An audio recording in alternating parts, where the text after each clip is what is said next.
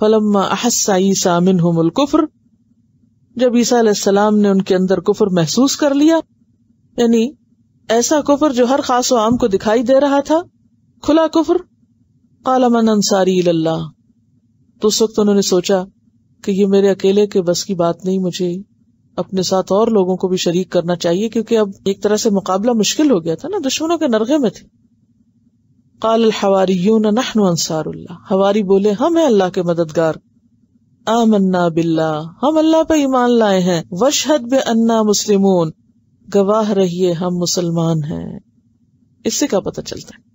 حواریوں نے کہا ہم مسلمان ہیں، انہوں نے یہ نہیں کہا ہم یہود ہیں، ہم نصارہ ہیں، حالانکہ وہ نحن انصار اللہ تو کہہ چکے تھے، لیکن انہوں نے انصار اللہ کو اپنا کوئی قومی نام نہیں بنایا تھا۔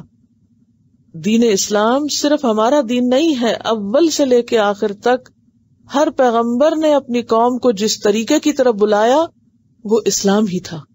اسی لیے حواریوں نے کیا کہا؟ واشہد بأننا مسلمون، ہم مسلمان۔ سورۃ الحج کے آخر میں یہ بات بالکل اچھی طرح واضح کر دی گئی، هو سماکم المسلمین، اس نے تمہارا نام مسلمان رکھا ہے، من قبل، پہلے سے، وفی ھذا، اور اس دین میں بھی۔ تو ہم سب کیا ہیں پھر؟ مسلمان۔ لیکن ہم نے بھی اپنے لیے صرف مسلمان ہونا کافی نہیں سمجھا، کیا چاہتے ہیں؟ کوئی نہ کوئی سابقہ یا لاحقہ لگا رہے، حالانکہ مسلمان ہونا کافی ہے۔ نبی صلی اللہ علیہ وسلم بھی مواسم حج میں کیا کرتے تھے؟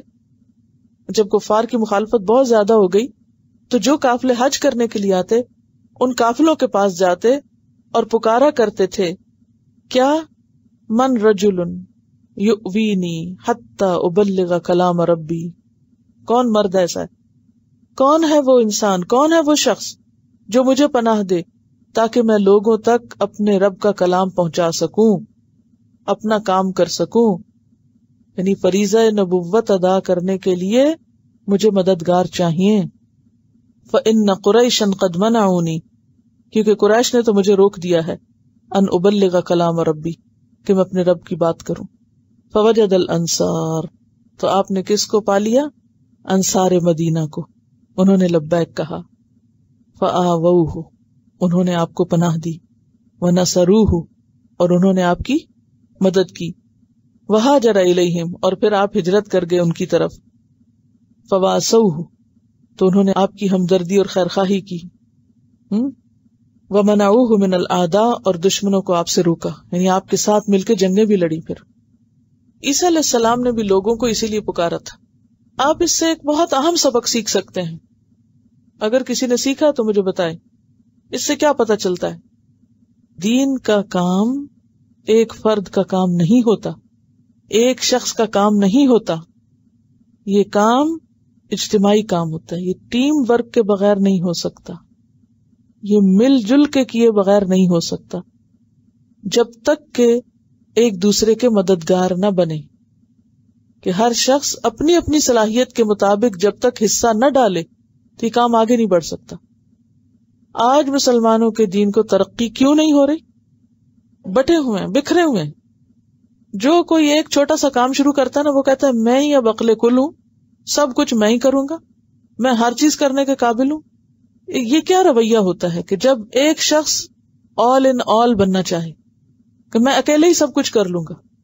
آپ دیکھیں کہ اس وقت دنیا میں جتنی بھی بڑی بڑی کمپنیز ہیں، جتنی بڑی بڑی آرگنائزیشنز ہیں، ان میں طریقہ کار کیا ہوتا ہے؟ کام کو ڈیلیگیٹ کیا جاتا ہے، ایک شخص سب کچھ نہیں کرتا، تقسیم کار ہوتی، مل جل کر چلتے ہیں، اوپر سے نیچے اور دائیں بائیں بھی باہم رابطہ ہوتا ہے، کنیکشن ہوتا ہے، جب جا کے کام اچھی طرح ہو سکتا ہے۔ اور وہیں پر خرابی ہوگی جہاں ایک شخص پر تو ڈھیر ذمہ داری ہوگی اور دوسرے لوگ کچھ بھی نہیں کر رہے ہوں گے۔ تو بات یہ ہے کہ کوئی انسان کامل نہیں، اور نہ کسی کے اندر کوئی ایسی صلاحیت ہے کہ وہ سب کچھ اکیلا ہی کر لے۔ یعنی عام طور پر دو طریقے ہوتے ہیں نا، ایک یہ ہے کہ ایک ہی شخص کرے تو وہ کیا ہوگی، ایک ہی عقل ہوگی، ایک ہی سمجھ ہوگی، اور ایک کام بہت سے لوگ مل کے کریں تو ایک کلیکٹیو ایفرٹ ہوگی، مشترکہ کوشش ہوگی، اس میں زیادہ آئیڈیاز ہوں گے اور پھر ذمہ داری بھی بڑھ جائے گی، اور پھر یہ کہ ایک دوسرے کو برداشت کرنا بھی آتا ہے۔ انسان کے اندر ایک تحمل بھی پیدا ہوتا ہے کہ جب آپ اکٹھے ہو کے ایک کام کرتے ہیں تو اس سے کیا فائدہ ہوتا ہے؟ آپس میں ایک بونڈ ڈیولپ ہوتا ہے. اور اگر آپ اپنی اپنی گاڑی الگ چلا رہے ہیں، اپنی منمانیاں کر رہے ہیں، اپنی مرضی سے ہی سارے فیصلے کر رہے ہیں اور دوسرے منہ دیکھ رہے ہیں، حیران پریشان کھڑے ہیں کہ اب ہمیں اور کیا کرنا ہے، یہ کیا کرنا چاہیے، تو اس سے کبھی بھی ترقی نہیں ہو سکتی. لیکن افسوس یہ کہ آج دنیا کے کاموں کے لیے تو لوگ اکٹھے ہو جاتے ہیں، لیکن دین کے کام میں کوئی اکٹھا نہیں ہوتا. یا تو اپنی ذمہ داری نہیں سمجھتے، وہ کہتے ہیں بس جو کر رہے ہیں وہی کر رہے ہیں. ہم کیوں سمجھتے ہیں یہ ہمارا کام نہیں ہے؟ یہی رویہ ہے نا ہم لوگوں کا. ورنہ تو اس یختصمون جیسے وہ قرہ اندازی کر کر کے وہ اس بچی کی کفالت لے رہے تھے، تو ہم میں سے قرہ اندازی کر کر کے جھگڑ کے ہر ایک کام اپنے ذمہ لے سکتا ہے، منت کر کے کام لے سکتا ہے کہ یہ کام پلیز مجھے دے دیں آپ. ایک دفعہ نبی صلی اللہ علیہ وسلم مسجد میں آئے اور وہ ایک بلغم کا نشان تھا، غصے سے چہرہ لال ہو گیا آپ کا.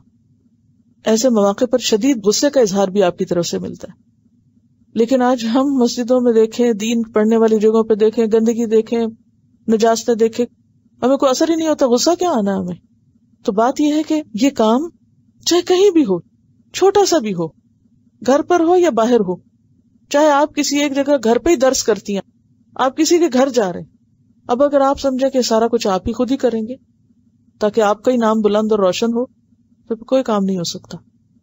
عموماً یہ نفسیات کیا ہوتی ہے کہ میں ہی سب کچھ کروں تاکہ میری اہمیت بنی رہے، میں انڈسپینسیبل ہو جاؤں، کہ میں نہ ہوں تو کام ہو ہی نہیں سکتا، کہ میں ناگزیر ہوں، میرے بغیر گزارا نہیں ہوگا کسی کا، میرے بغیر کوئی کام نہیں چلے گا. یہ نفسیات اچھی نہیں، یہ خود پسندی کی اور خود غرضی کی نفسیات ہے. آپ خود بھی نیکی کریں، دوسروں کو بھی نیکی کا موقع دیں، ان کو بھی کرنے دیں اور ان کو بھی توجہ دلائیں. جب سب مل کے ایک کام کریں گے پھر آپ دیکھیں کہ کام کتنے بہترین طریقے پہ ہو سکتے ہیں. اور جب تک یہ ہوگا نہیں نا، دین پھیل نہیں سکتا، بالکل نہیں پھیل سکتا. انڈیویجول کوششوں سے کچھ بھی نہیں ہو سکتا. ٹھیک ہے، آغاز کوئی ایک کرتا ہے، شروع کوئی ایک کرتا ہے، اللہ تعالیٰ کسی ایک کو مقرر کرتا ہے، لیکن پھر وہ کیا کرتا ہے؟ کام کرتا جاتا ہے اور پھر وہ قافلہ بڑھتا جاتا ہے، جمع ہوتا جاتا ہے. ٹھیک ہے نا؟ اچھا، پیغمبروں نے یہ بھی نہیں کیا کہ پہلے آ کے پارٹی بنائی اور پھر کام شروع کیا. کام شروع کیا اور پارٹی بنتی گئی. پہلے خود کیا، کر کے دکھایا، پھر اوروں کو بلایا. من انصاری اللہ، کون کون آئے گا مدد کرنے؟ وہ آ گئے. پھر یہ نہیں کہ آ گئے اور پھر ان کو بٹھا دیا، پھر ان کو کام دیا، کام کی تقسیم ہوئی،